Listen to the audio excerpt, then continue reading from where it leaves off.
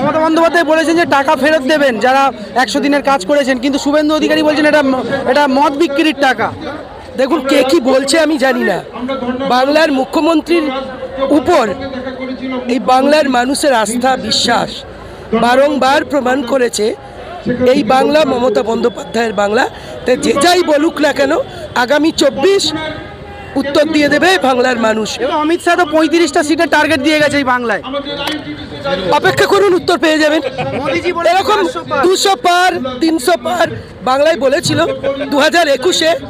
এমন কেউ বাকি ছিল না বাংলায় আসতে। তো বাংলার মানুষ থাপ্পড় দিয়ে বুঝিয়ে দিয়েছে যে বাংলার আকাশ বাতাস মানুষ সবই মমতার। বলছে এই চুরির হিসাব দিলেই বা 100 দিনের কাজের টাকার হিসাব দিলেই বাকি টাকা দিয়ে দেওয়া হবে। হিসেবটা ওনারা তো তদন্ত কমিটি করেছিল, ওরা তদন্ত করে প্রমাণ করুক যে 100 দিনের কাজের টাকায় দুর্নীতি করেছে বাংলা, এটা প্রমাণ করুক আগে।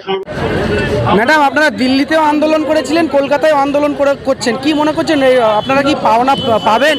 মমতা বন্দ্যোপাধ্যায় যখন রাস্তায় নামে সে আন্দোলনের জয় হয়, তবে সেটা শুধু সময়ের অপেক্ষা। আজকে আমরা এসেছি আমাদের দলনেত্রী মমতা বন্দ্যোপাধ্যায়ের নির্দেশ মতো 100 দিনের বকেয়া টাকা যেগুলোর দাবি সেটা পূরণ করার জন্য আমরা দলের নির্দেশ মতো এখানে আমরা এসেছি।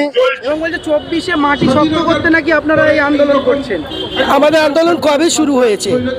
এই বঞ্চনার বিরুদ্ধে, কেন্দ্রীয় সরকারের বঞ্চনার বিরুদ্ধে আমাদের আন্দোলন আজকে নয়, ভোটকে সামনে রেখে আমরা করি না। আমরা প্রতিদিন প্রতিটা মুহূর্ত মানুষের পাশে থেকে মামাটি মানুষের সরকার কাজ করে। তারই সেই আন্দোলন মমতা বন্দ্যোপাধ্যায় যখন রাস্তায় নেমে ধর্নায় বসেন, তখন সেই আন্দোলনের জয় আবারও বলছি হবে শুধু সময়ের অপেক্ষা। দেখুন তো, অভিষেক বন্দ্যোপাধ্যায়কে ইডি একাধিকবার ডেকেছে। ইডি একাধিকবার ডাকার পরেও বারবার ইডি অফিস থেকে তিনি বাঘের মতো করে মাথা উঁচু করে বেরিয়ে এসেছেন। ওই তার বিরুদ্ধে কোনো চুরি পরিমাণ মানে কিছু প্রমাণ করতে পারেনি।